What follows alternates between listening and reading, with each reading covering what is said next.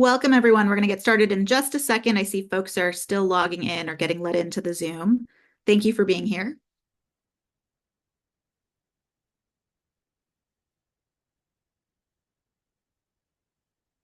If you're just joining, we're about to get started. We're just letting some other folks get into the Zoom room. Thanks for being here.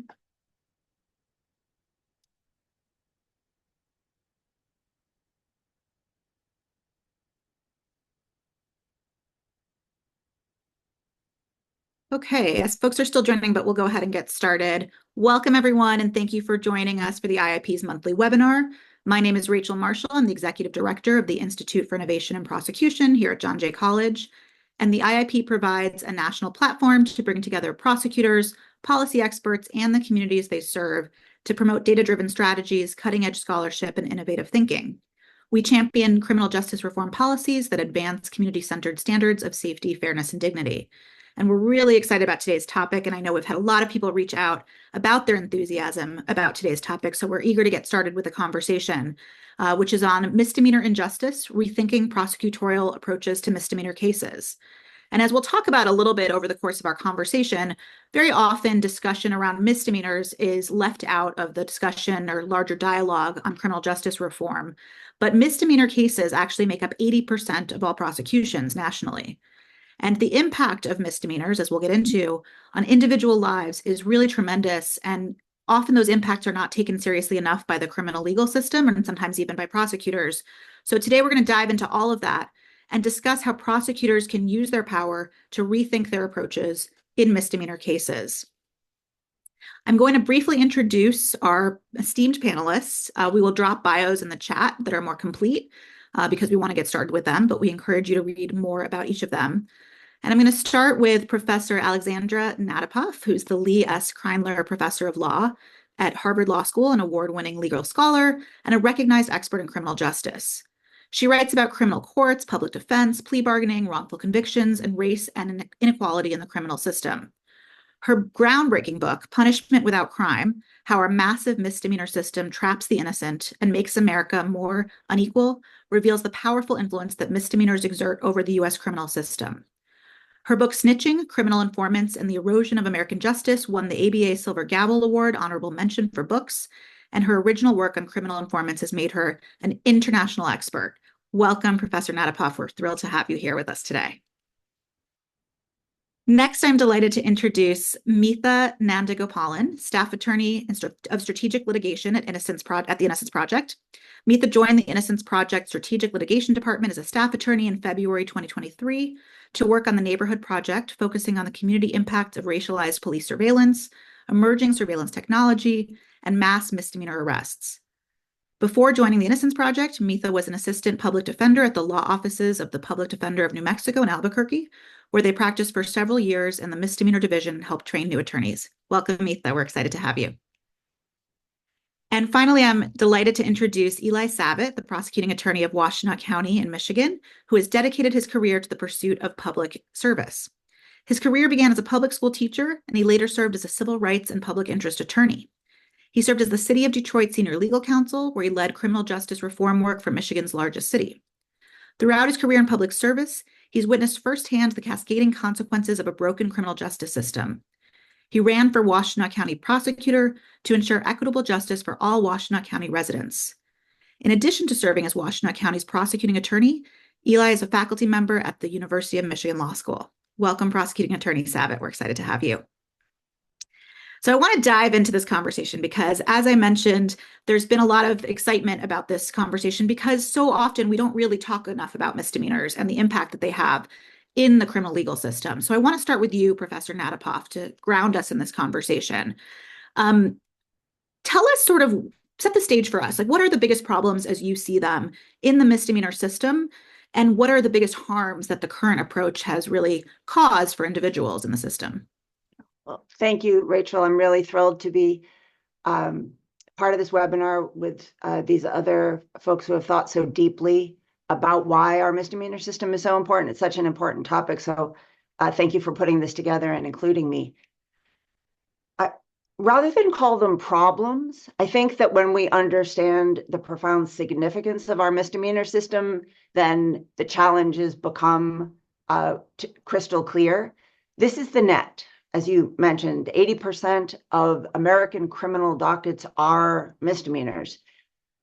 Approximately 13 million misdemeanor cases are filed, criminal cases are filed every year. That's compared to about 3 to 4 million state felonies. This is how most people will experience the criminal system. This is most of what the criminal system does every day. And this is how most people have their first experiences of criminalization. And so I think we're at this moment in our conversation around the criminal system where, 20 years ago, we weren't talking about misdemeanors because we were still worried about 30-year drug sentences. And I think it is only now that we are able to recognize that the criminal system and its challenges are so much bigger than long prison sentences. Actually, the misdemeanor system in this low-level apparatus is doing a profound amount of work. And once we see that, and we see how we devalue actually the majority of what the criminal system does, then I think we can bring into focus new ways of thinking and new ways of appreciating what we can do in this space. Great, and we'll dive into a lot of that. Mitha, I want to turn to you to sort of talk about some of the trends that you're seeing in misdemeanor arrests and prosecutions. And I want to follow up on a term that we mentioned when we were reading your bio around this term of mass misdemeanor arrests. I'm hoping you can sort of break that down and describe how that plays out in the US. Sure. I think as Professor Natapoff said, the misdemeanor system is the bulk of the criminal legal system. It is where most people encounter police, courtrooms. If they're encountering those in a criminal context, it's most often through misdemeanors. If you are going, the odds that you will have some exposure to a misdemeanor system by the age of 35, right? If you are a man, something like I don't have the exact statistic on hand, but for some demographics, that can be as high as a third by the age of 30. And what we're seeing with misdemeanors is that the types of offenses that can get criminalized are doing a lot of things other than punishing conduct that we think of as a threat or a danger or a harm to an individual or to society at large, right? And so when we think of mass misdemeanor arrests, I think of it in terms of what sort of social function or political function is this part of the criminal legal system serving if it is not consistently tied to harmful conduct, dangerous conduct, or blameworthy conduct, right? So we see misdemeanors used to collect revenue. For instance, the Ferguson report was sort of the big break in the public consciousness of that, although I think in other arenas, people had been aware of it to some degree and not getting a ton of public traction. But like after Ferguson, that piece of it, I think, gained a lot more public traction. I think, in the wake of like Black Lives Matter protests, now we're seeing with some of the Gaza protests, right, misdemeanor prosecutions for things like criminal trespass, disorderly conduct, even resisting arrest, are used to control public speech. And with things like, misdemeanor drug paraphernalia or drug possession charges, those are sort of expressing, social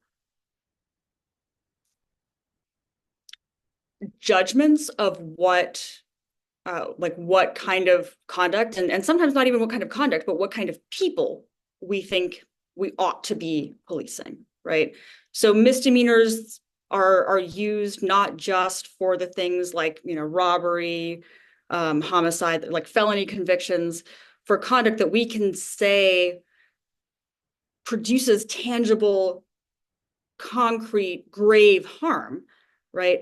But for things that can often be more about who has access to public space, right? Who has access to services, benefits, safety, housing, and so on, right? So when we think about mass misdemeanor arrests, I think of those in terms of, one, the scale of the misdemeanor system, right?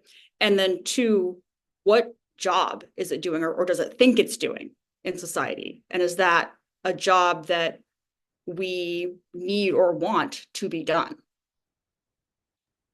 Yeah, I think that's a really important point. I mean, particularly the part about policing who gets to be in certain spaces. When you think about someone who's unhoused who may be arrested for trespassing, when someone who may be dressed in a suit would never get arrested for being in the same location. So I think I want us to get into a little bit more about some of that in a minute. But before that, I want to bring you in, Prosecuting Attorney Savit, and sort of as a prosecutor who's an innovator and someone who's a real leader in thinking about reform in the system, what is your sort of take and reaction to all of this, the role of misdemeanors and particularly the rise of misdemeanor prosecution, and how do you sort of conceive of that in terms of the world of criminal justice reform? Yeah, so I do think that it's something that needs a lot more attention. I mean, obviously, Professor Natapoff mentioned the specter that we've been dealing with when talking about criminal legal reform over the past several decades of severe sentences, like wholly unjust sentences, decades in prison for drug crimes. And the consequences there are obviously quite pronounced. But I think we frequently lose sight, not just of the volume of misdemeanor cases and the fact that they do make up the bulk of the criminal system, but also of the fact that there are cascading consequences that come from not just misdemeanor convictions, but indeed from court involvement. Of course, a misdemeanor conviction, if that's on your record, can hold you back from things like employment and housing and educational opportunities, right?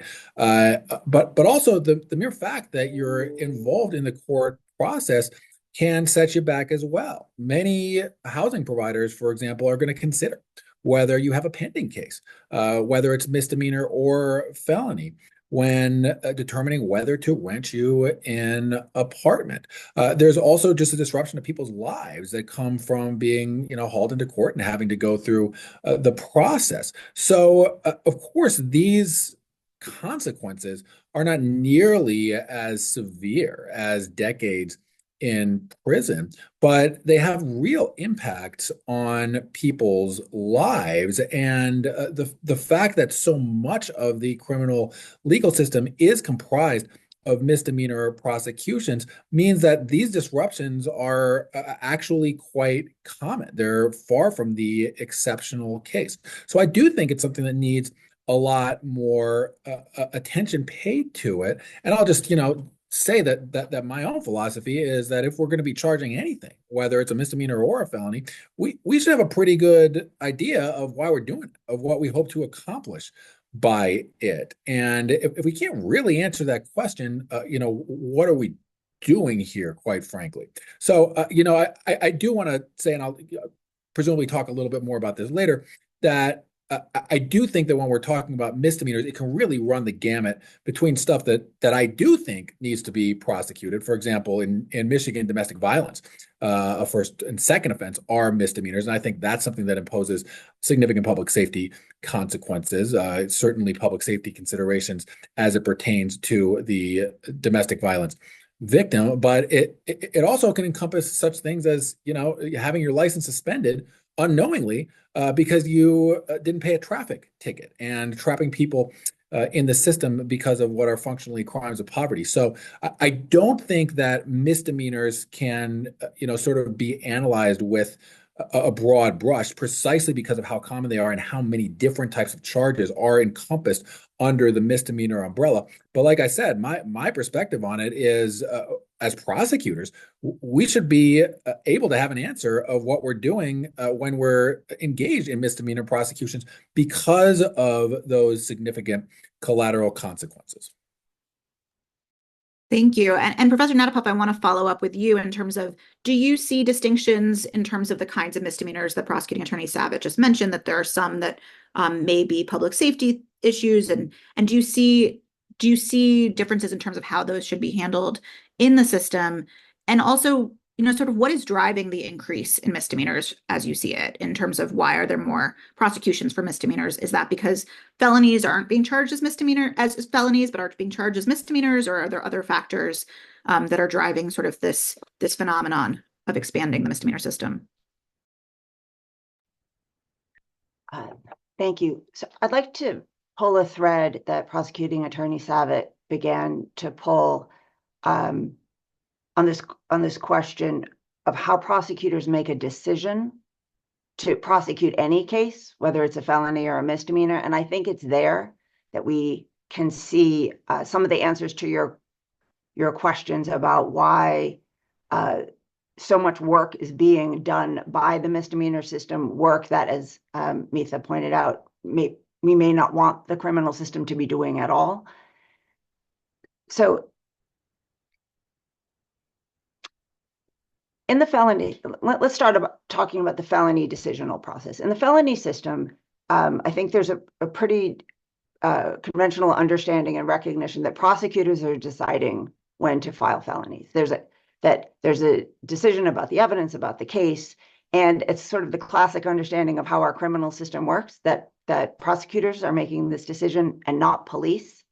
And that decision and that line erodes in the misdemeanor system, which is one of the reasons it's become so large, which is that too often the mere fact of arrest determines whether someone will in fact be charged with a misdemeanor crime, which is not the case in felony. In the felony space, the prosecutors are screening felonies in there, and it is a prosecutorial decision to initiate a case.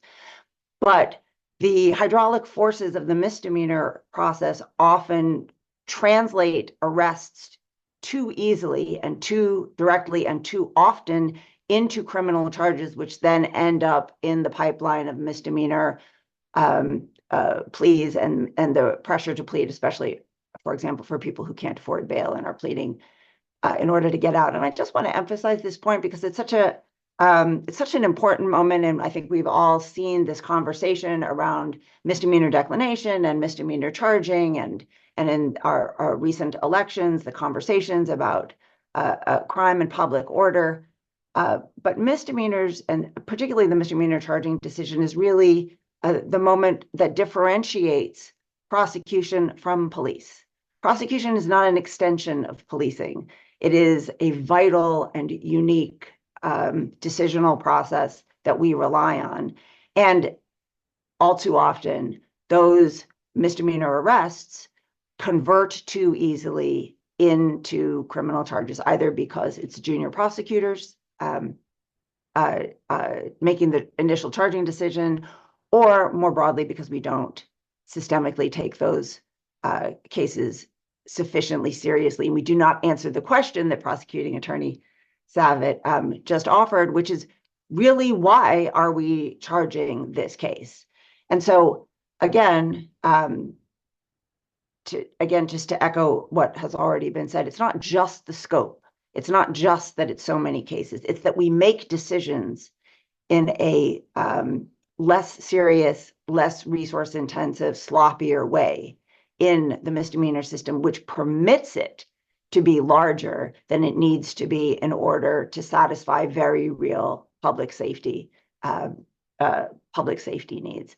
And so that difference between policing and the decision to prosecute, the profoundly important decision to convert a person from an arrestee into a defendant, that is the beginning of the misdemeanor adversarial process.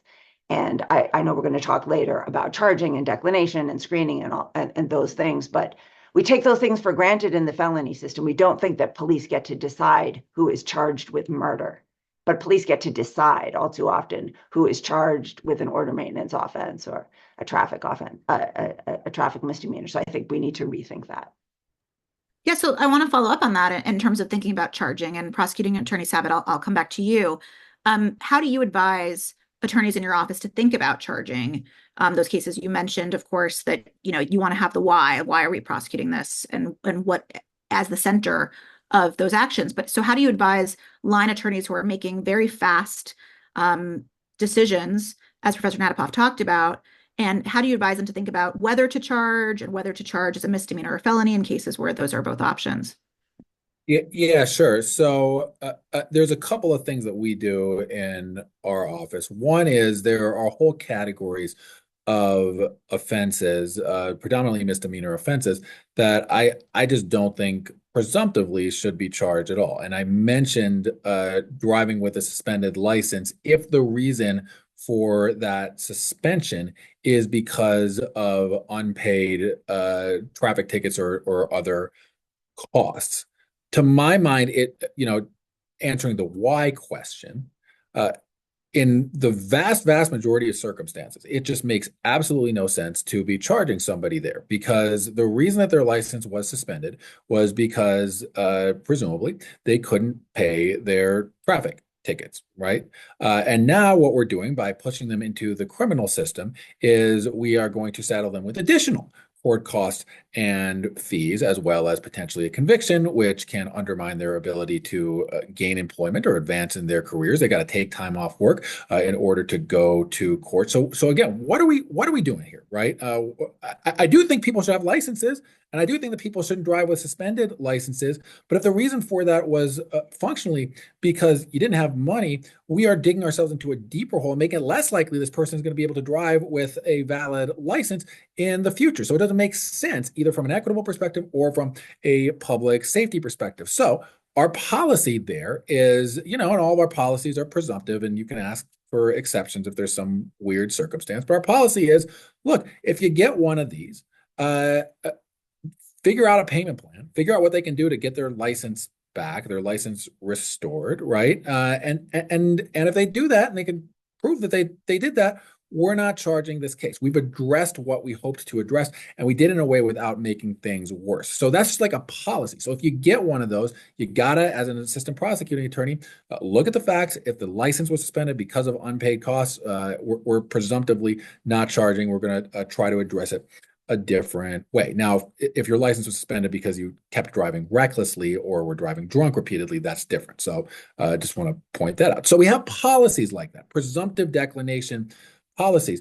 But look, as the prosecuting attorney, the elected prosecuting attorney overseeing an office of around 50 people, I can't possibly anticipate every single factual scenario that's going to come in, particularly in the misdemeanor context, because it is such a broad umbrella that encompasses so many different types of offenses. So our general standard, and you have to rely on the line prosecutors to make thoughtful decisions here, but the general standard is we should be charging only if it is in the interest of justice, and if it will, we should be seeking the least restrictive conditions possible that are consistent with public safety. So that takes care of the misdemeanor versus felony distinction, but also whether we should be charging at all. So, I'm not a prosecutor that has a presumptive policy against charging shoplifting, against charging retail fraud. I think that if we did that, people would say, well, everything's free, and would presumably shoplift more. But of course, there are circumstances where it just doesn't make sense. And I'll give you an example, which seems silly, but our prosecutors handled it the right way. We had an 86-year-old man who went to a store and he switched the price tag from an organic orange to a non-organic orange and went and got caught and went up and tried to pass the organic orange off as a non-organic orange, which was like, I don't know, 30 cents cheaper or something like that, right? And the store's policy is we prosecute all shoplifters. We seek prosecution of all shoplifters because it's not their decision. So they wrote it up, they submitted to our office, and of course that's not in the interest of justice, right? This guy had no criminal record. I don't think there was like a serial organic orange price switching ring or anything like that. But what are we doing here? It doesn't make sense. We should, in our good discretion, decline it, and indeed we did. So you get those circumstances, right? And you got to hire the right people, and you got to trust that they're going to make the right judgment consistent with the sort of general guidance that you put out. I just don't see another way, given how many misdemeanor cases come in, of ensuring that, other than you got to trust your people consistent with the guideposts and standards that you set out. Mitha, I want to ask you a question about charging. I know we're going to get into wrongful convictions in a few minutes, but before that, given the volume that prosecutors are navigating on a oftentimes a very fast pace, how would you advise prosecutors to think about reviewing evidence when making charging decisions differently to avoid wrongful convictions down the line? Are there things that they can do when making these decisions very quickly around which cases to prosecute that would avoid some of the problems that we're going to talk about in a minute that get down the line? Yeah, I think that's a very good question. And I think it's one that, depending on what jurisdiction you're practicing, can be hard to answer because the system is not really designed to permit a ton of time for reviewing evidence, right? When I was a public defender in Albuquerque for in custody arraignments, right, we would get the complaints or the police reports or just the tickets, the citations or tickets, at around 5:30 in the morning, the day of. We would have to be ready to advise people on them by 8 o'clock, go in front of the judge by 9 o'clock. And that's for me, time to review anywhere between 25 and 70 complaints for probable cause challenges, for just on the face of the complaint. Are there any issues that I could see here that would need investigation? On the prosecutor's side, they're reviewing the same complaints and try to figure out, is this a case where I'm going to ask for some kind of pretrial release conditions, pretrial supervision services? Is this a case where I'm going to ask for other conditions of release? Is this a case where I'm going to recommend, something like recommend detention? Rare in misdemeanor situations, and New Mexico actually abolished cash bail and most pretrial detention for misdemeanor cases a few years ago. And then, am I going to offer a plea offer at arraignment, right? And that's very little time to do any kind of review of the facts, any kind of review of the investigation, any kind of credibility assessment of what a witness's statement as reported in the criminal complaint might be, any credibility assessment of the officer. So it's not an easy question. I think in my judgment, I think several of the things that we handle in the criminal legal system, things like suspension of licenses for unpaid fines and fees, I would largely classify these as like access to public space offenses. So jaywalking, obstructing a sidewalk, right? I don't think ought to be handled by the criminal system at all. But that doesn't help a line prosecutor morning of trying to make a decision about which cases to decline and which cases to proceed on. I think the best that I can say is, in my experience, the prosecutors who did their due diligence early on ended up having more manageable dockets down the line because they didn't have a lot of the sort of, for lack of a better term, BS stuff clogging up the cases, right? And some of that is experience, some of that is if your office does have a policy of sort of presumptively decline these cases unless there is something in the charge that warrants further investigation or proceeding on the case. Review these types of cases for this type of evidence. I think the more that people were able to front load that work and kind of weed out cases that either were not in the interest of justice or public safety, or that clearly were not going to go anywhere early on, it freed up their time, their attention, their resources down the line to focus on the cases that, in their judgment, did need that attention. The other thing that I would say is, I think in a lot of the areas where I've practiced,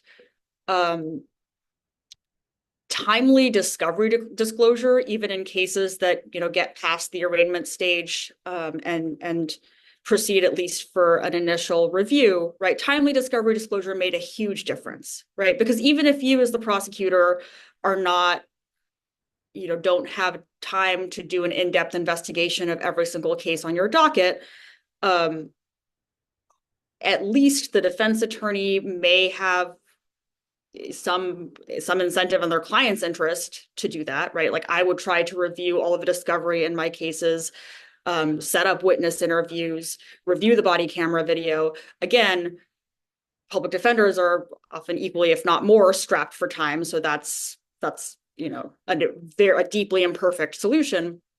But then at least you have two people who are committed to screening the evidence early and then, making decisions about either whether to proceed on a case or how to advise their client, right? And that, in my experience, led to faster and fairer resolutions of cases where both sides, kind of were on the same page about the content and quality of the available evidence, right? And I think this is something that Professor Natapoff's research has highlighted, that the misdemeanor system really, in many cases, isn't nearly as evidence-based as the felony system is, or as we expect our criminal system to be, right? So, I would just say that the more front end work I was able to do as a defense attorney, in my experience, the more front end review of the quality of evidence that the DAs working opposite me were able to do, the quicker we were able to make an assessment of whether this case was worth proceeding on. And the quicker that I was able to advise my client, like, yes, this case, there is enough evidence for you to be convicted, or this case, you have XYZ issues that I would raise on defense, these constitutional issues or these problems with the evidence that might make a conviction less likely, and give you accurate advice for, how I think you should proceed. So that, I think that's what I would say, just as far as front loading the assessment of what this case is actually based on. Sure. Thank you, Professor Natapoff. Yeah, but if I could add one thing just to emphasize this thread that Attorney Savit and Mitha have pulled.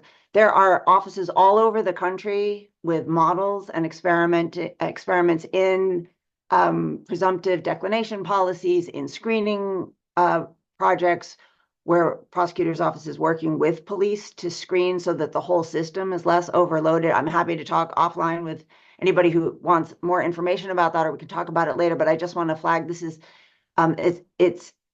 this is a experiment and a policy that's being worked out all over the country in really fruitful ways. That's great. And I want to stick with you a little bit because we talked a little bit about charging decisions and what happens once those charging decisions get made to someone who is facing those charges. Like, what rights do they have? What challenges do they face? And we talked a little bit about discovery or plea bargains that are being offered at arraignment. I'm also, how does facing a misdemeanor, how likely is it to be incarcerated? I mean, I'm hoping that you can sort of touch on what is the universe of challenges and rights that someone who is facing a misdemeanor charge has to confront. Well, there's a sort of a lawyerly answer and then an on the ground answer. The on the ground answer, I think, is actually more it really captures the phenomenon better. But legally speaking, of course, varying by jurisdiction, misdemeanors sometimes are accorded less due process than felonies. So if you are facing a fine-only misdemeanor, you don't have the right to counsel. There's no right to a jury trial if you're facing less than 6 months. And many lower courts, municipal courts in particular, sometimes operate on a more informal or off the record or less formal basis. We know there are misdemeanor courts in South Carolina where the police prosecute their own cases. The judges do not need to be lawyers, and nobody gets a defense attorney, which means people are being prosecuted and incarcerated, often with not a single lawyer in the room. So that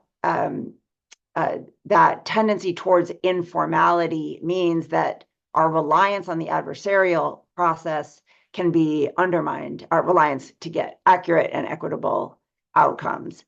But the full phenomenon is broader than anyone's actual rights, and it goes back to this pressure that the volume of misdemeanors puts on every player in the system. And I think we've heard now mention of many of those players. It's not just prosecutors' offices that are under pressure, it's public defender offices, it's courts, it's jails.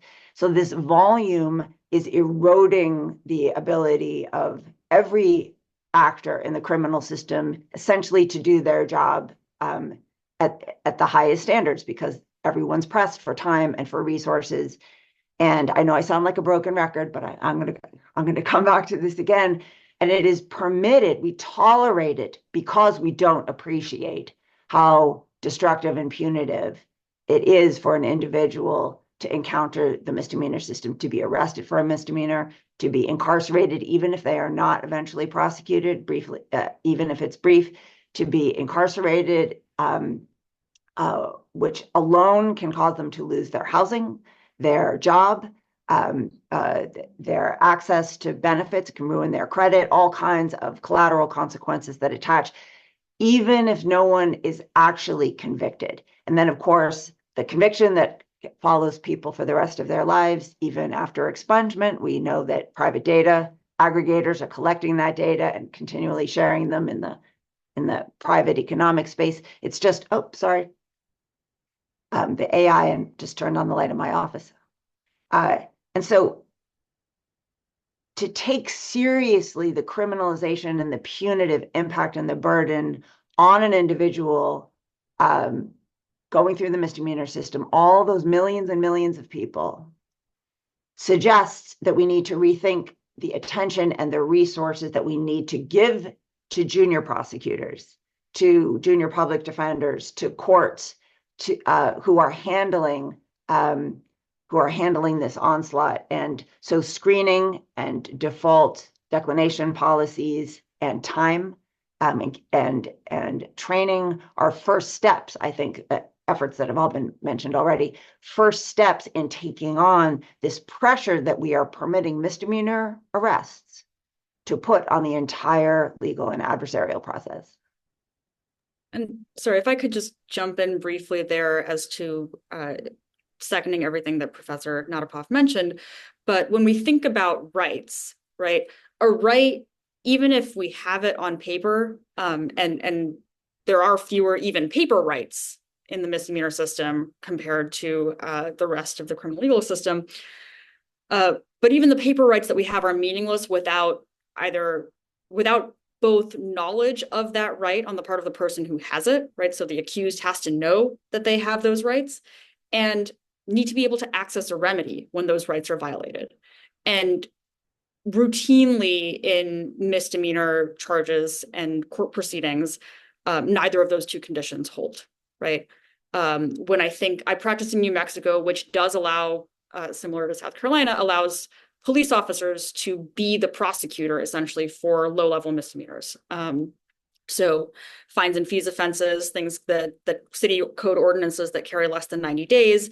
And so you would often go to court and I would see people who were unrepresented, right, who didn't qualify for public defender services because of the nature of the offense, or who maybe qualified because it carried a 90-day potential jail sentence, but who hadn't yet applied or done the paperwork for it, showing up to court and negotiating a potential plea bargain directly with their arresting officer, right?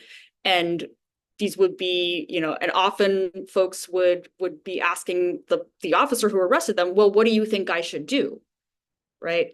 And now they're in the position of trying to seek legal advice from the one person associated with the system that they have contact with, who is the same person who arrested them and filed the charges, who sort of holds all of the informational power and enforcement power in that circumstance, which is not a system that is designed to preserve procedural substantive rights. Great. And I want to turn to you, Prosecuting Attorney Savit, to sort of walk through what happens in a typical misdemeanor prosecution in your jurisdiction. How does obviously there's a huge range, as we've been talking about, of kinds of misdemeanors. But assuming one that has been charged and your office deemed important to charge, how many of them resolve via plea bargain? How many of them resolve via trial? How many of them get dismissed? And sort of how long does that process take? Sort of how does it play out as compared to felony cases? Yeah, well, I mean, the unsatisfying answer is it depends, right? Certainly the time frame for misdemeanor cases is shorter than for felony cases. At least here in Michigan, we do not have a grand jury system. And so what we do instead is we have, for felony cases, we have a preliminary examination where a judge determines whether there's probable cause to bind somebody over to the circuit court on felony charges. So that's an additional step in the process that takes place solely in felony cases. Of course, we don't have those in misdemeanor cases. So the process is a little bit shorter. In misdemeanor cases, though, I mean, look, it can still take a while depending on the type of case. I will say that, frankly, the cases that tend to go to trial in misdemeanor cases here are by and large, I mean, I think domestic violence is probably the most frequent charge that we have that goes to trial, probably by a lot. I mean, it's one of the two most frequent charges that we have. The other one is drunk driving, and those generally do not go to trial. I mean, they generally plea out. So those are the types of cases that go to trial. We do have pre-plea diversion programs in some of our courts, which I really like and are working great. I mean, the idea there is if we thought that what we were going to try to accomplish by charging you with a misdemeanor was we were going to get you services, right? Ensure some accountability, but get you on the right track. There are certain cases in which I think that's valid, right? Somebody's dealing with a substance use issue, mental health issue, what have you, right? But why do you have to plead guilty to a crime in order to get it, right? I mean, the idea is, well, we'll put you on probation and then you'll get these services and, everything will be great. But we're imposing severe collateral consequences there by making you plead guilty to a crime. So we said, well, why don't we rewind the clock and just give you the services? And if you do well and you don't commit any new offenses, we've done our job, and we dismiss those after 6 months entirely. So a fair number of them will go into that program. We also have what's called the Homes Youthful Trainee Act here, which is a great statutory program, and for young people under the age of 26, it allows them. They do plead guilty, but the court technically doesn't accept it. And if they complete probation, then the case is entirely dismissed. They never have a guilty plea on their record, and all court records are sealed. We make very liberal use of that here in Washtenaw County. So a lot of cases end up resolving under that. It's under 26, so it doesn't encompass everybody. But a huge portion of the folks that we see in our system, especially here in Ann Arbor, which is a college community, are under the age of 26. So we've got those various options. I mean, there's other sort of deferral diversion options too. We have a veterans court. We have mental health court in our district courts for misdemeanors, as well as a sobriety court. So they can be diverted into that. And then we have, special statutory diversion programs, sort of similar to the Homes Youthful Trainee Act, for both first-time domestic violence offenders, as well as individuals who are dealing with substance use issues. So it really does vary. We have a whole host of options, at least here, that we try to give people opportunity to take advantage of if it's consistent with public safety. And like I said, by and large, I think the cases that go to trial really do tend to be domestic violence in particular, and assaultive more generally. Thank you. Professor Natapoff, I wanted to ask you about this idea that I'm sort of wrestling with in my head around the pace of misdemeanor trials or misdemeanor cases, because there's this, a lot of times I've seen in my work, both as a public defender and then as a prosecutor, sort of this punishment of the process where people were coming to court on misdemeanor cases for sometimes years, oftentimes switching attorneys on the defense side and prosecution side. And so there seemed to be some sort of injustice inherent in the idea that they were coming back for so long on these, relatively low-level cases. On the other hand, as Mitha sort of alluded to, there's a real problem with the idea of just quickly resolve your case and without any meaningful review of the evidence on either side, potentially. So I guess I'm asking you to weigh in on that, and sort of how do you wrestle with the pace of misdemeanor cases? Why don't more go to trial? Should more go to trial? And sort of how do you assess the process itself of how misdemeanor cases play out in terms of resolving? It's a big question, sorry. So just for those of you who haven't spent a lot of time in this space, there's a famous book called The Process is the Punishment, written many decades ago, which was one of the first sociological studies of the lower misdemeanor court in New Haven, Connecticut, where Professor Malcolm Feely argued that just going through the misdemeanor system was itself a form of penalty and punishment that left its mark, even if people didn't sustain an actual conviction. And I think we've seen that played out again and again and again. So misdemeanor plea rates are very low. Misdemeanor trial rates are very low, but so are American trial rates.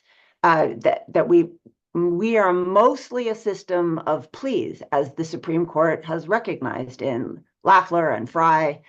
This is how we impose criminal liability through negotiation. So misdemeanors are not, in that sense, extraordinary or off the charts. People plead to misdemeanors for different reasons than people do for felonies and serious felonies. And I think it's the reasons underlying many of those pleas. For example, people who can't afford bail and so they take a sentence of time served so they can go home. A source, as I have written about, of obvious potential wrongful conviction, since essentially people are getting charged based on a police report that no attorney has time to review. Now they're in jail, they're pleading to time served, and no one has ever checked whether they were actually guilty. There's some very interesting work now, I think, going on in this space, particularly with the cheap roadside drug tests, which have very, very poor accuracy rates, but generate a lot of arrests, which generate a lot of incarceration, which generate a lot of pleas. So I don't think that more trials are the answer or the fix. I think that the response is to ask, why is our misdemeanor adversarial process processing so many cases in the first place? And that brings us back, again, if you'll forgive my broken record, brings us back to the charging decision. Because by translating so many arrests without rigorous screening into cases, we are now subjecting the entire criminal process, every player, whether it's the prosecutor's office, the public defender's office, the courts, the jails, to that volume, which no one can handle in a meaningful, equitable, and thoughtful way. So I really think focusing at the front end, that moment when arrests are converted into cases.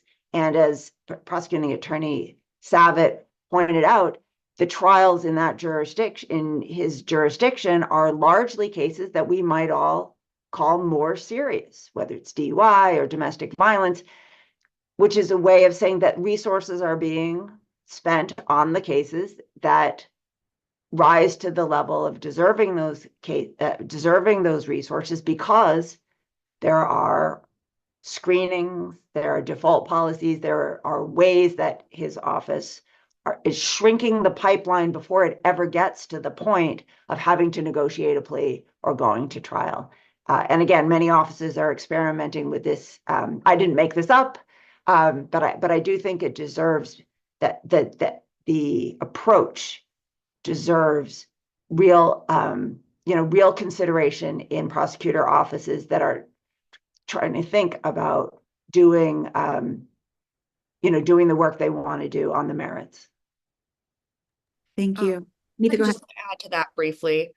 And I think this may also get to one of the questions that I saw in the Q&A about, misdemeanors implicating social issues that communities do, find distressing and expect government to address, from shoplifting to homelessness to drug use. and that because of that, many prosecutors' offices face adverse political consequences for potentially declining prosecutions or diverting those cases, or otherwise not being seen to, be quote unquote tough on crime on those cases, right? I think the legal system in general, and prosecutors' offices included, can and ought to be doing more to make the political case that this is not the right system to handle those kinds of social problems, right? If I can think of several clients. I can think of one client, for instance, who was prosecuted on, I think, like a $7.57 shoplifting incident from 7-Eleven, taking, some granola bars and a soda. The amount of money spent to prosecute and jail that client, even for just 2 days, right, could have fed him for a month. So when we think about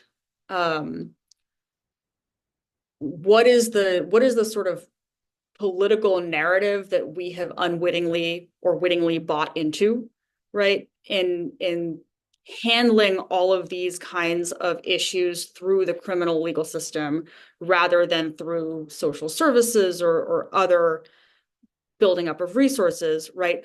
What can we do as institutional actors within this system, and leverage the platforms and political power that we do have to make the case for longer lasting, more humane, more effective interventions, right? I think it can certainly be hard, right?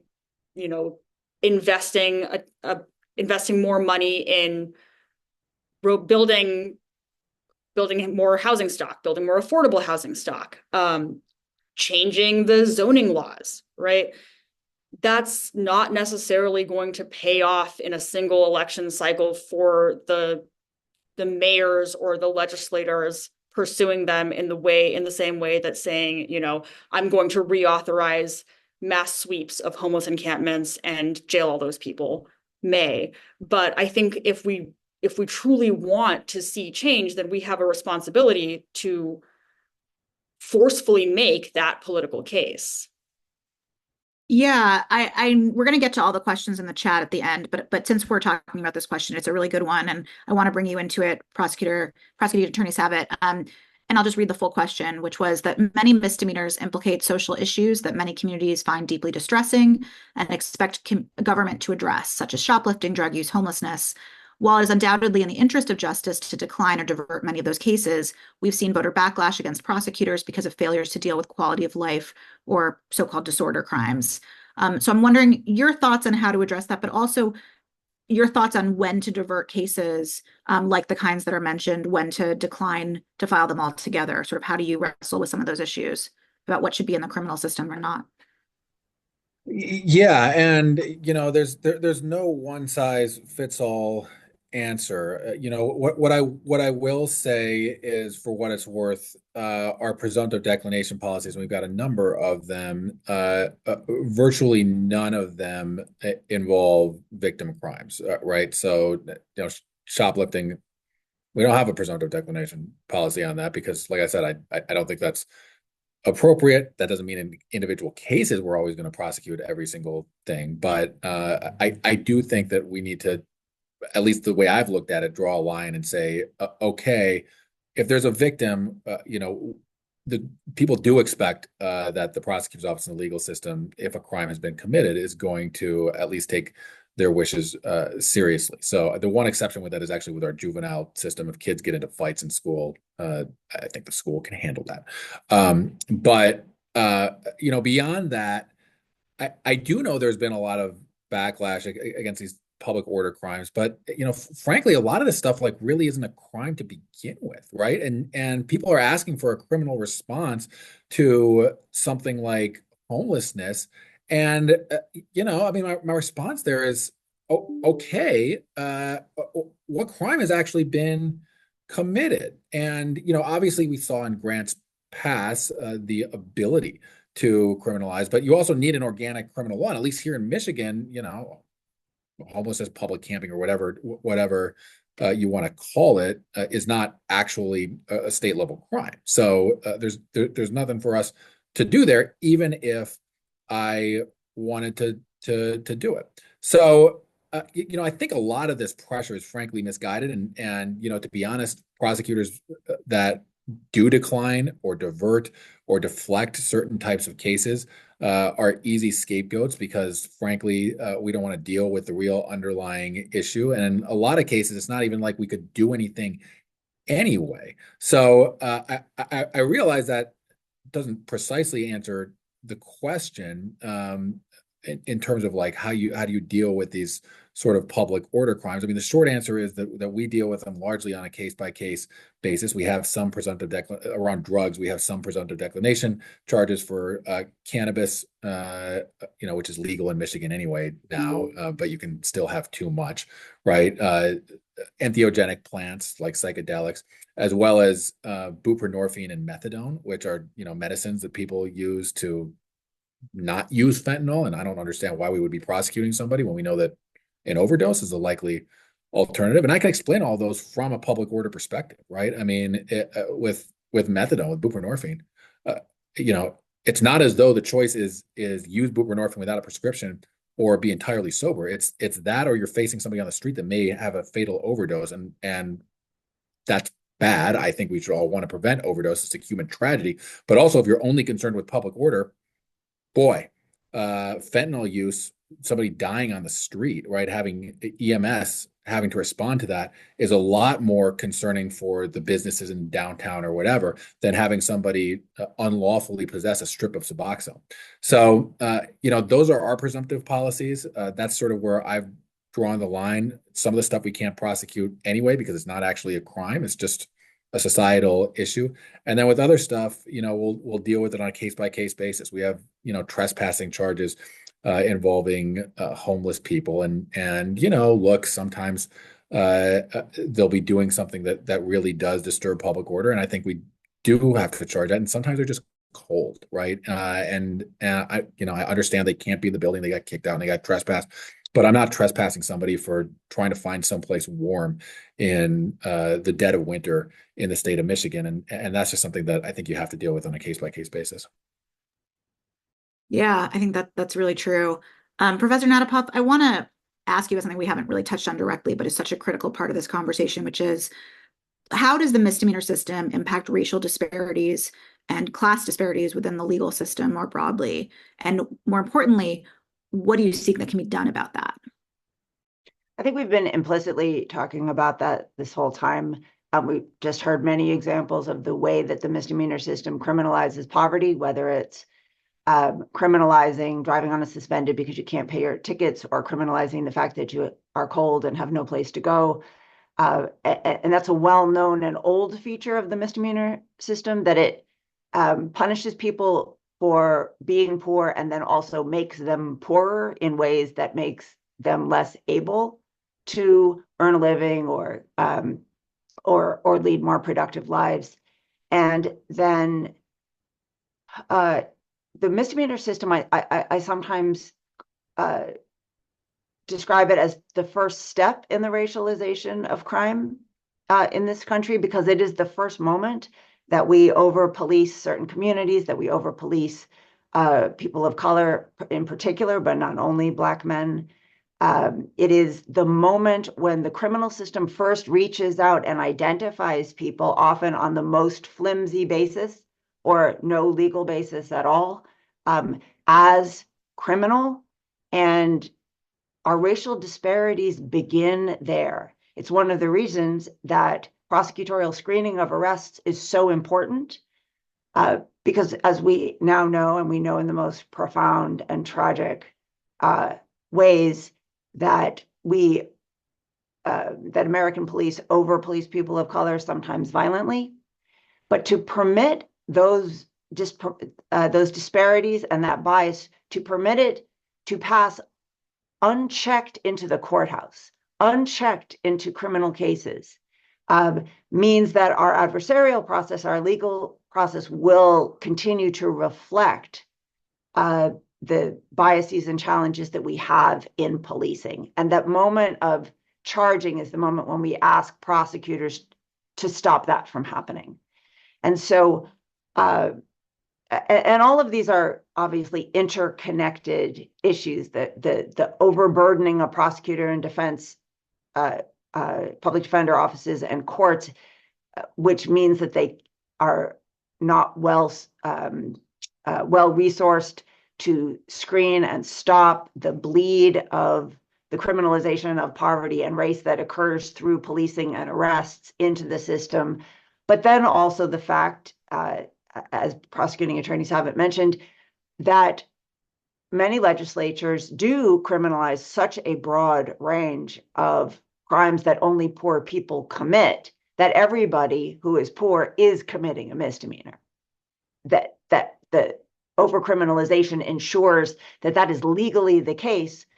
And that, I think, in addition to understanding that our adversarial system in the misdemeanor process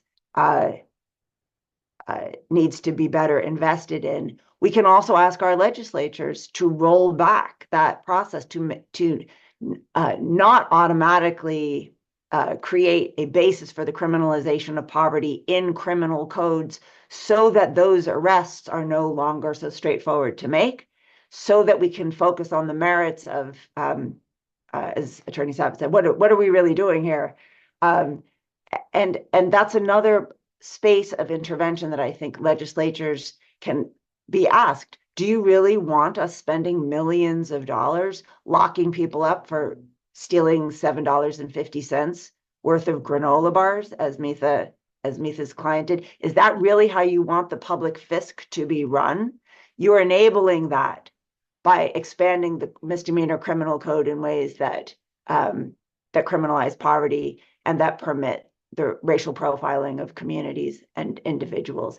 And so, not to take pressure off the adversarial system, we, as attorneys, we have obligations to attend to our own institutions, but the legislature could assist in shrinking the misdemeanor net in ways not only that would be more equitable, both economically and racially, but also, frankly, would save the state millions and millions of dollars. Yeah, so I want to push back a little bit and sort of open it up to all the panelists for this question. In terms of, yes, there are cases. I mean, Prosecuting Attorney Savit talked about how he doesn't have a declination policy on shoplifting, for example. What is, in all of your opinions, an equitable outcome for, let's say, someone who's driven by poverty but continuously stealing in many different instances? And I think a lot of prosecutors struggle with those cases where they say, look, I recognize this is a crime of poverty, but it's also a recurring problem that is affecting a community. And what is the just outcome in cases like that? And I can maybe turn to you, Prosecuting Attorney Savit, first, but I'd love all the panelists' thoughts on sort of what do you do with these misdemeanors, particularly when they're serial offenses or they're repeated offenses, where, declinations maybe have happened in the past, but at some point, some intervention seems to be needed. Yeah, and I'll just preface this by saying sometimes there's not really a great answer there, right? I do think personally that if you're doing stuff over and over again, particularly something that has a victim, and yes, like business owners are victims or stores are victims, that there needs to be some sort of response and there needs to be likely prosecution at some point. Now, what I will say too is that frequently doesn't work either, right? I mean, it's not as though you prosecute somebody who's shoplifting because they're poor and they say, "Oh gosh, I'm really afraid of spending a few days in jail." For a lot of these folks, they've been in and out of jail consistently for years, right? And it's not really that much of a deterrent because they're used to it, right? It's just sort of part of their existence. One thing that we do have here that I really like, and I'm not saying this is a silver bullet by any stretch of the imagination, but we partner with our sheriff's office on a LEAD program, which is pre anything being submitted to the prosecutor's office. If folks aren't familiar with LEAD, it's for lower level offenses, and it's geared towards this population that may be in and out of jail constantly with, say you're shoplifting, drug use, disorderly, what have you, right? And clearly that hasn't worked. And what law enforcement officers will do if they come across somebody that sort of meets these criteria, instead of actually submitting charges to our office, they'll write it up and they'll connect them to a caseworker with our community mental health, our county community mental health service here, department here. And they'll say, what you've got to do in order to avoid this particular charge is go to this caseworker, make an appointment within 30 days, and just get an intake referral, right? And if you do that, this isn't going to technically be submitted. It's not going to be prosecuted.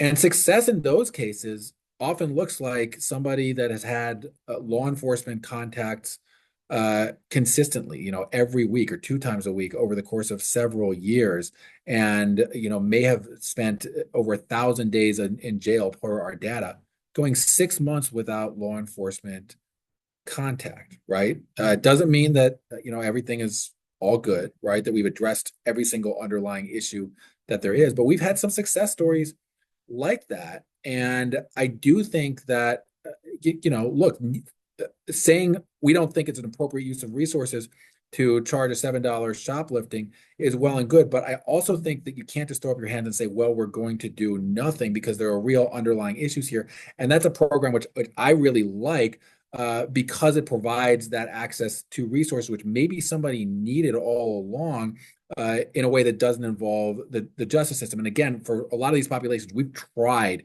the whole jail thing. Like the deterrent factor just is not there. So I think thinking about programs like that, but I do think that you can't just say we're going to do nothing. You have to do something, and whether that is prosecution for somebody that's doing something over and over again, or if it's saying, well, that clearly didn't work, let's try something different. We've got to think creatively about this and recognize that there really is not a one-size-fits-all approach to these issues. Professor Natapoff, I'd love your thoughts.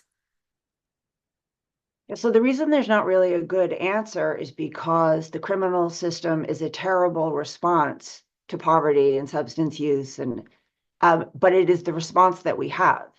So in the academy, we sometimes call this the criminalization of the welfare state. Instead of people having resources and opportunities for jobs or food or whatever it is, we wait until they violated a provision of the criminal code. And now it is all of a sudden the police's problem and the prosecutor's problem and the public defender's problem and the court's problem. But prosecution does not cure poverty, and prosecution does not cure substance use. And so we are cramming those programs into an institution that is poorly designed and poorly situated to address the underlying problem. That said, it is the situation that we find ourselves in. And so the diversity of programs and efforts and creativity to piggyback on the criminal system to provide services that in an ideal world would be provided outside the criminal system, but we don't, I think is our second best answer. It will always be second best as long as we are using the criminal system to provide services and treatment for these underlying issues. And then we put prosecutors, this goes back to one of the questions in the chat about the politics of declination. We put prosecutors in this position where when they respond to one half of the equation, they're penalized on for the other half of problem of not of their making. I'm reminded of Sheriff Ed Gonzalez, who's the sheriff at the Harris County Jail, third largest jail in the country, has been complaining for years that his jail has been converted into the largest mental health provider in the state of Texas. And he tells anyone who will listen, this is not our job. We're not well suited to do this. This is the criminal system that we have been given because of our lack of investment in our social safety net. And so everybody who is trying to grapple with this in an equitable, thoughtful, creative way I think should be supported and lauded. Of course, it is going to be second best because we shouldn't be laundering all these things through the criminal system in the first place, but that's where we are. Thank you. Mitha, I want to turn to you because we haven't really touched a lot on wrongful convictions specifically, and I want to get into why you think how wrongful convictions play out in the misdemeanor system, but also why you think they maybe don't get as much attention as wrongful convictions in felony cases, and also why they matter, because I suspect a lot of the reason they don't get attention is because people think, well, there's not that much time involved, there may be no time involved, they're not that high consequence. But so I'm hoping that in addition to talking about the prevalence of wrongful convictions, you can touch upon what are the consequences other than just a miscarriage of justice? What are the real consequences that people have to live with when they're convicted of a misdemeanor, whether wrongfully or not, but particularly troubling when it's a wrongful conviction? Sure. And I think before I kind of dive into the answer to this question, it's worth getting a little bit of definitional clarity. When we talk about a wrongful conviction, that can be an instance where someone factually did not perform the conduct that they're accused of having done, right? That can also be a situation where maybe there is a basis for believing that they did do the acts of which they're accused, but there is a defect in the process of conviction. There was a constitutional violation, for instance. There was an absence of evidence. There was a substantive violation of their rights in the course of the court proceeding or the policing decisions or the prosecution decisions. I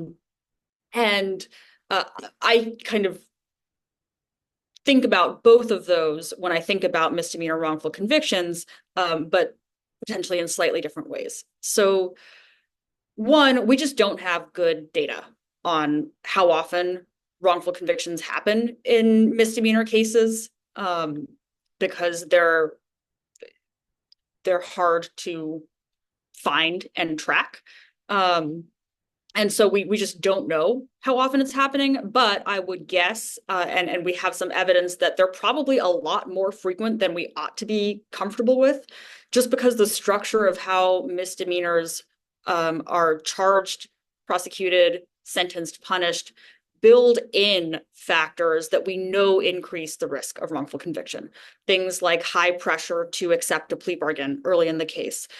Things like relatively little review of evidence or investigation, right, that we've talked about. As Professor Natapoff mentioned, comparative lack of due process or the procedural protections that would guard against constitutional violations or convictions not based on evidence, under-resourced defense bars, even under-resourced prosecution bars.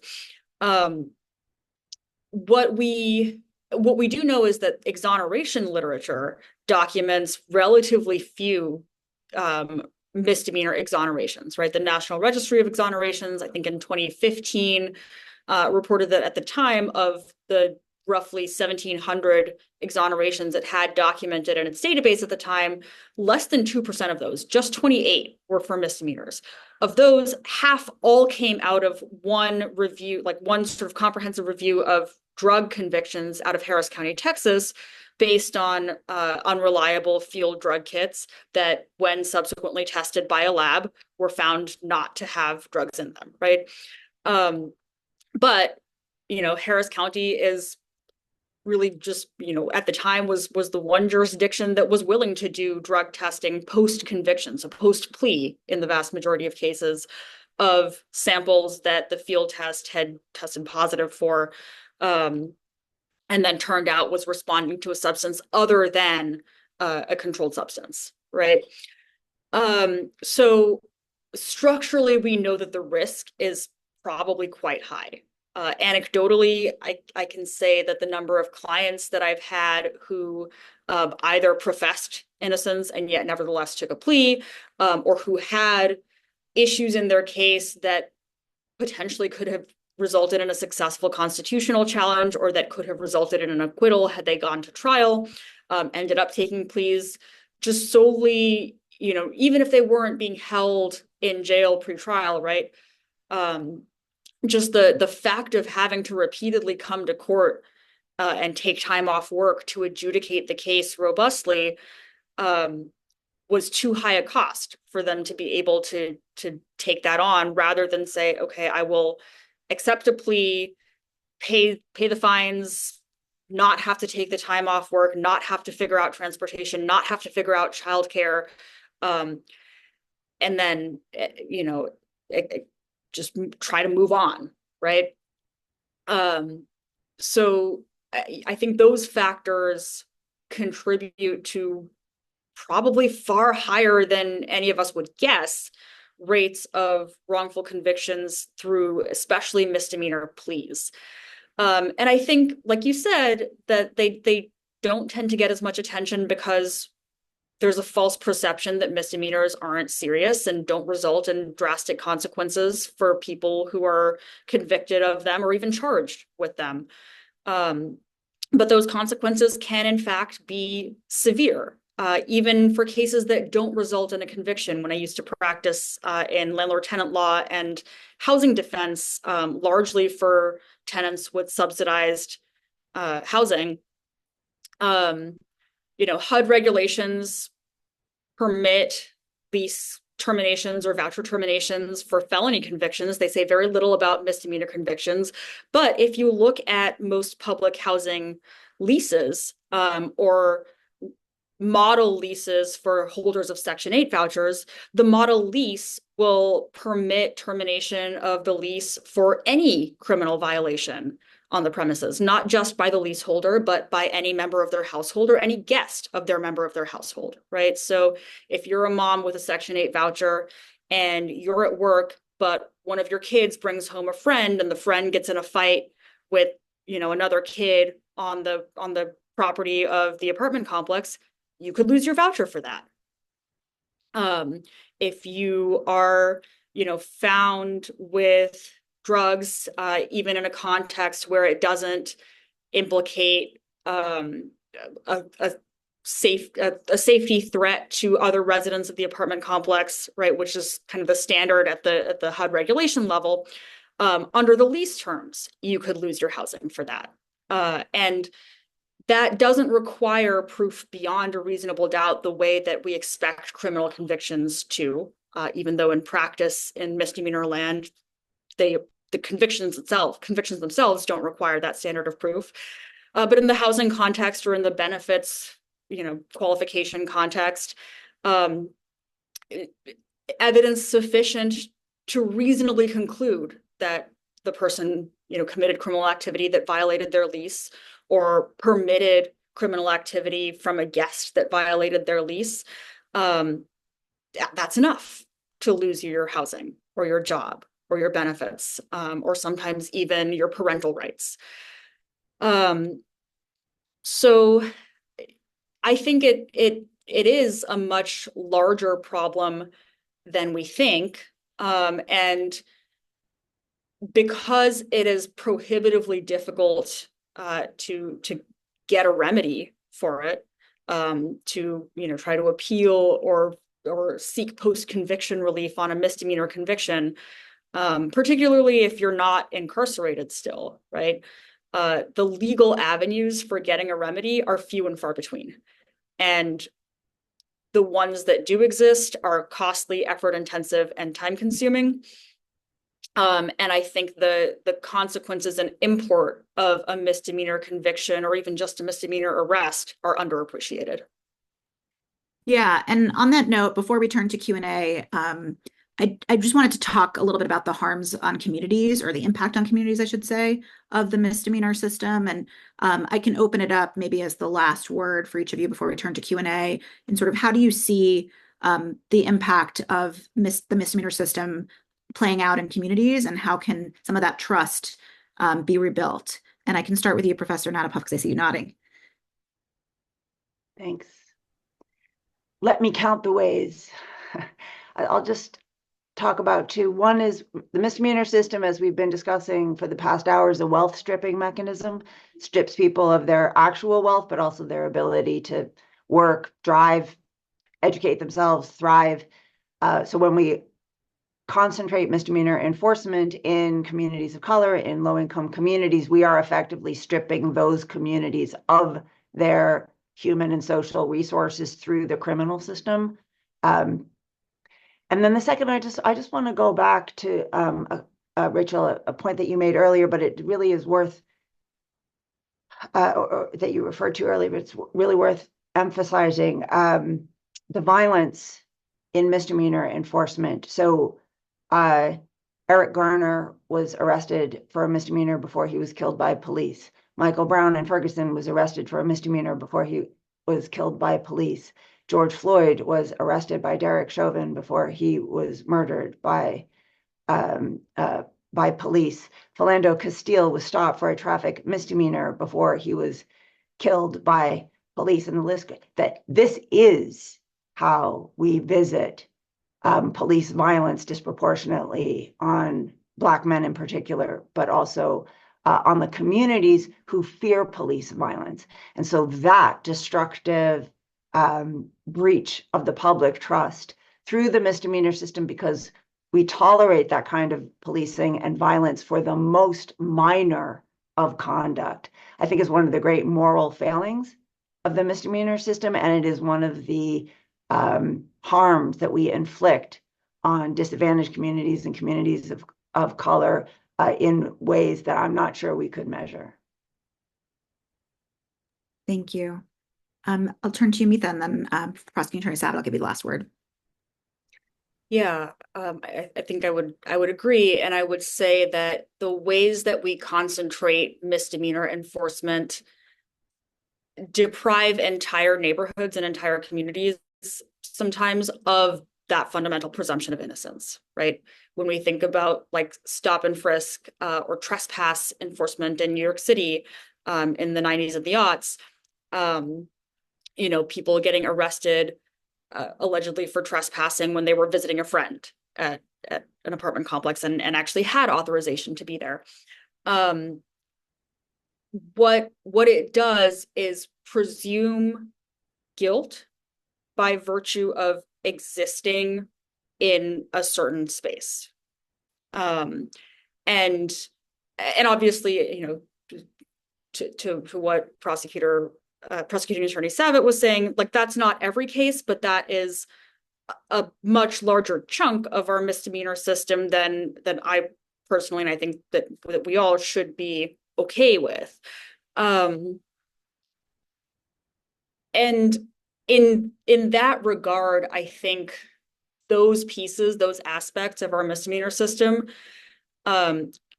really can trace, you can sort of trace their legacy to the ways that the United States historically has used the criminal system to police race, police poverty.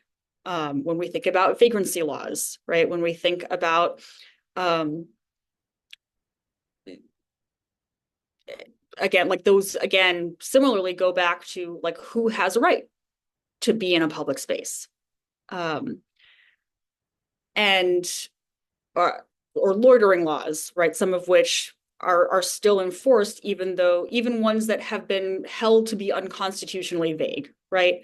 Sometimes still get improperly enforced because access to the constitutional remedy is prohibitively difficult and requires effort, time, litigation, and so on. So I think we ought to be concerned with when we see a system that is imposing a differential presumption of innocence in one neighborhood and guilt in another, that should give us cause for concern. Thank you. Prosecutor Savit, any final words, especially around rebuilding community trust and the impact on communities of misdemeanors? Yeah, so I echo everything that's already been said, and I just want to put another gloss on it. I mean, in addition to being inequitable to really undermining communities, when you lose trust, it's bad for public safety too. And I think, frequently people don't appreciate just how much our justice system relies on the participation and cooperation of victims and witnesses. And I'm talking here about for serious offenses, right? I think the offenses that everybody would sort of, either homicides, need to be prosecuted, right? But if you don't have a witness. If you don't have a victim that's willing to cooperate, it can be very difficult to get a conviction. And when people lack trust in the system, perhaps because they or their family member have gone through it before and been treated unjustly for something like a misdemeanor, that makes it far less likely that they are going to participate in a future proceeding in which they may be a needed witness or indeed a victim. So this idea that enforcing with a iron fist public order crimes is consistent with public safety it is actually just the opposite. Because as the Supreme Court, the U.S. Supreme Court has emphasized, justice must satisfy the appearance of justice.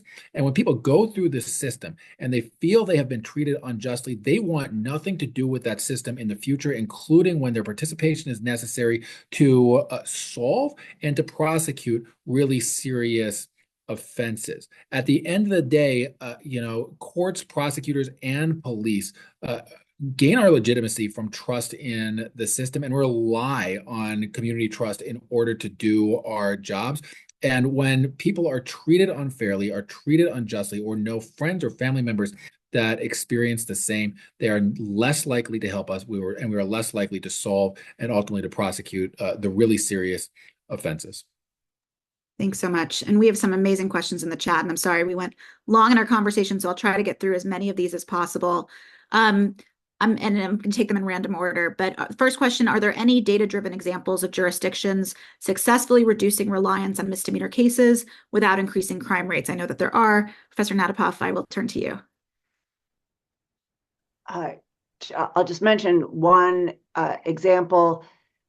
We have more data about these questions now than we ever did, in part because many prosecutor offices are now willing to share their data with researchers. There was a study in Suffolk County studying the impact of declination rates and finding not only did they not increase crime, but they advanced public safety because individuals whose cases were declined rather than prosecuted had fewer contacts with the criminal system after that.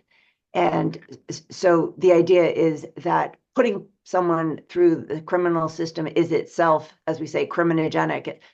When the process is the punishment, we are disabling people from their lives in ways that is also bad for public safety. And I'll just mention, again, offline, I'm happy to share resources with folks who are interested in more details.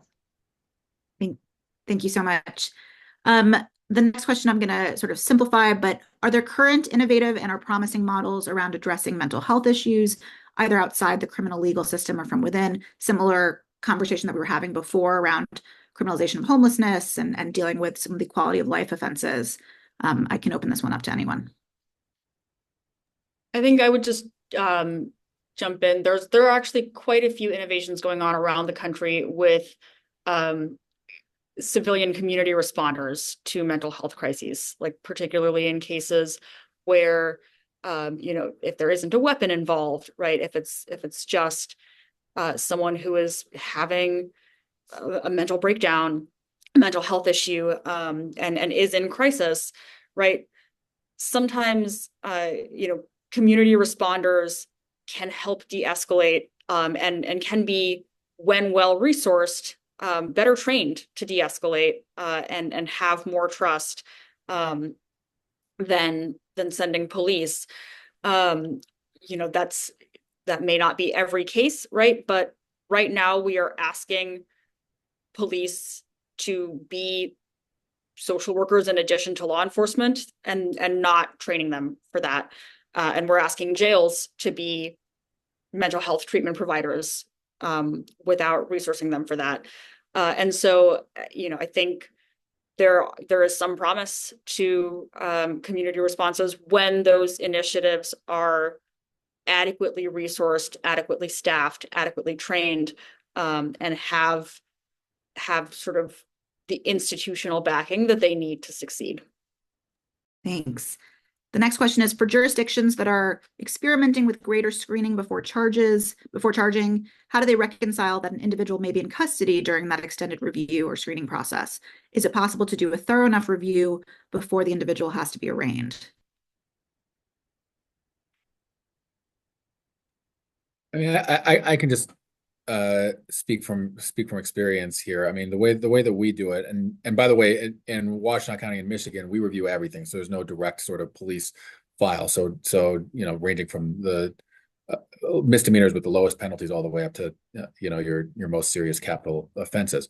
If somebody is in custody, we have a special queue that they need to be addressed within 48 hours. There needs to be charges within 48 hours. Otherwise, they must constitutionally be released. And honestly, we just get it done. It is true that the person that is on duty and reviewing that in custody queue, often is working late nights. But that's what we have to do. There are certain cases in which, somebody is in custody and, there's just not enough there, right? But we think perhaps there's going to be prospect for charges down the road. And if that happens, we've got to say we're going to further this case, ask for more investigation. And yeah, they've got to be let out within 48 hours.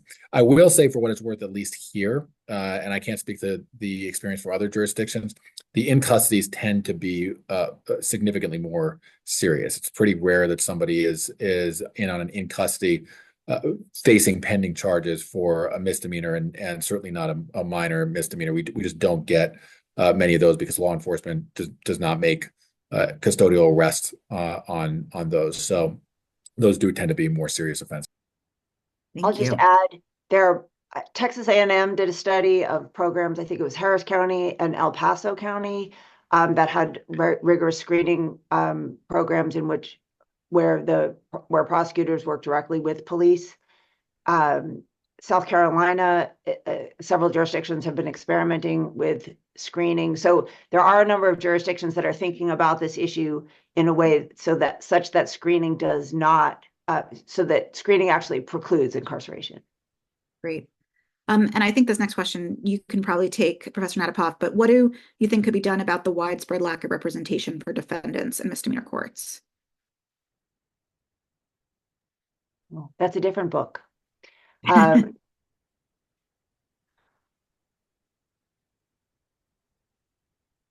It's such so our public defense bar across the board has been underfunded ever since its inception, since Gideon.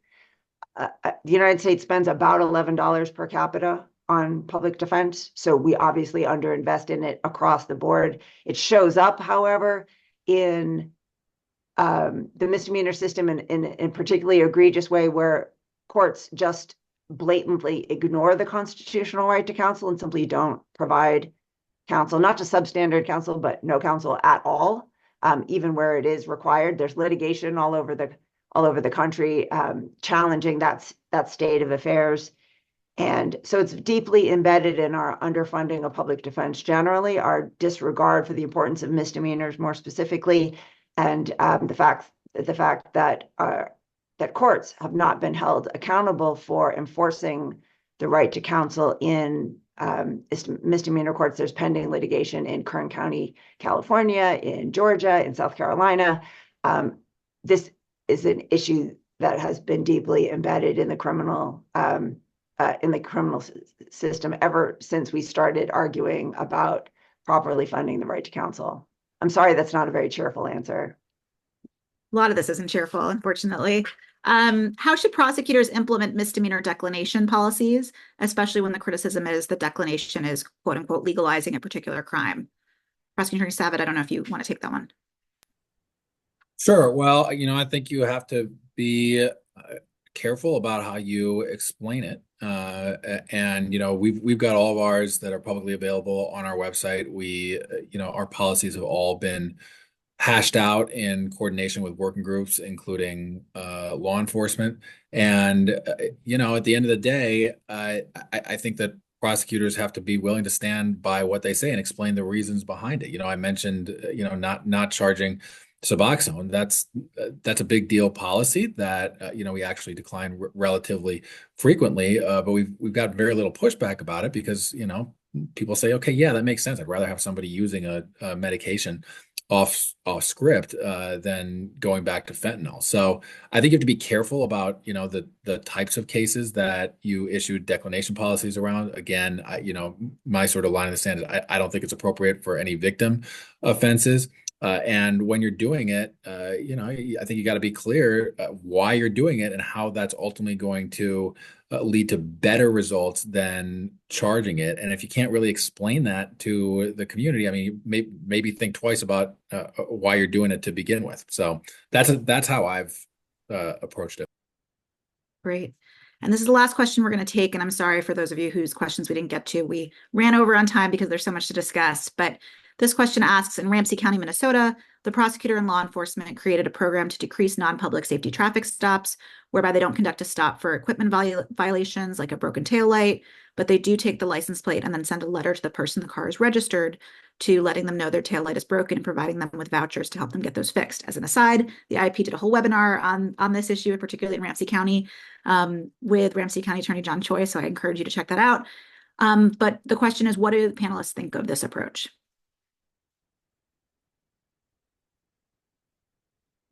So just to put it in context, that policy from John Choi's office was implemented in response to the killing of Philando Castile for a non-public safety traffic stop. So it's a direct response to all the issues that we've been discussing, the criminalization of poverty and the criminalization of race through the misdemeanor system. So I think it's and that policy is publicly available on the Ramsey County website, just as are policies in Prosecuting Attorney Savit's office. And I think it's an important example of how prosecutor offices can respond in a meaningful and responsible way to the profound challenges of misdemeanor violence, police violence in the misdemeanor system, as well as the inequities of race and poverty.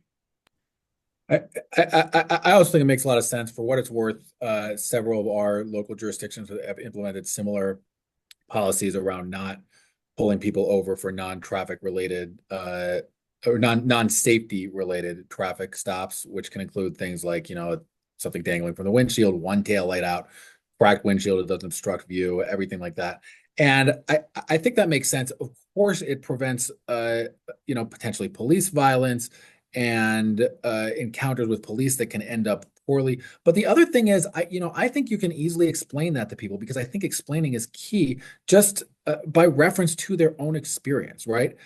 People think that we should have traffic safety, right? And if you're driving recklessly, okay, you got to pull that person over to get them to stop it. But also, people don't like being pulled over, and we've all had instances where we've had a expired license tag or something like that, or a taillight's been out or whatever, and saying, look, wouldn't it be better if you didn't have to be disruptive, get pulled over, have to go through this whole rigmarole, and instead just got something in the mail? And I think most people say, well, yeah, that makes sense, as long as somebody isn't doing something that's going to endanger pedestrians or endanger other drivers. So I think that type of stuff makes sense, and it really has tremendous consequences downstream in terms of reducing potential violence in traffic stops. But it's also just something that you can go out and explain and say, look, this is going to help you too, right? You don't want to be pulled over for this stuff, and neither should anybody else. And I would just add that I think that goes back to the question that Attorney Savit brought up at the very beginning of, why are we doing this, right? If you can design a response that targets the rationale behind, why it is a city code violation to have a broken tail light or dangle something from your windshield or have a cracked windshield, right? If there is a response that sort of is designed not to be wildly disproportionate to the rationale for having that ordinance in the first place, let alone all of the racial disparities and the potential for violence that comes out of traffic stops that we know has been documented, and that we know sort of contributes to pretextual traffic stops, right? That then go on to erode trust, right? I think that's one example of at least, an attempt to scale the response to the rationale for having that ordinance in the first place. Absolutely. Well, this has been an amazing discussion. I wish we could continue to talk. I'm sorry we went long, but there's just been so much to get into. And I know this is not the end of this conversation. So I really appreciate everyone for watching and really want to thank our panelists for giving their time and expertise to this issue. And I hope that it's really made an impact on many of the folks watching. Thank you all so much. We will have the recording available and we'll send it out in the next few days so you can watch this again. We'll also send out some links to resources that have been mentioned as well throughout this conversation. And the IIP does host monthly webinars, so stay tuned. You can sign up on prosecution.org if you want to make sure that you don't miss any future webinars coming up. So thank you all so much. Happy holidays and rest of the year, and we will see you in January. Take care. For having us.